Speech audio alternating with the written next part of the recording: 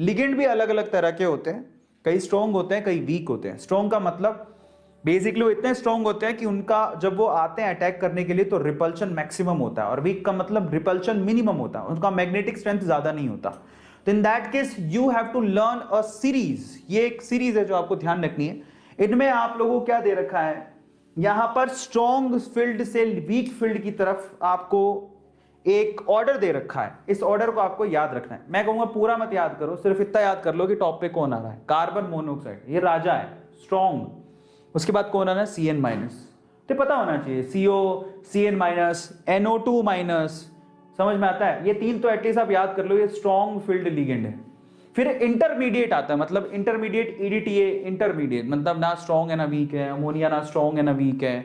कुछ वीक होते हैं, मतलब जो लल्लू होते हैं एकदम, जैसे कि F माइनस, OH माइनस, ठीक है, S minus 2, Cl minus, SCN, Br minus, I minus, ये वीक है। समझ में आ गया? तो आपको एटलीस्ट थोड़ा बहुत याद होना चाहिए, पता होना चाहिए कि कार्बन मोनोऑक्साइड स्ट्रॉन्ग है, Cn माइनस स्ट्रॉन्ग है, F minus, S minus, Cl minus, Br minus weak होते हैं, SCN से वीक होते हैं। तो आपको पता होना चाहिए। पता होता है जैसे एक्वा, एक्वा भी वीक ही है।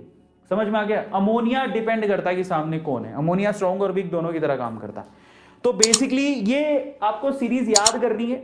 इसमें मैं आपको पूरे मत याद करो, सिर्फ आप लोग ये याद कर लो कि भाई साहब यहां पर टॉप पे स्ट्रॉन्ग पे कौन है और वीक में कौन कौन आ रहा है, पर देख लोगे तो काम हो जाएगा।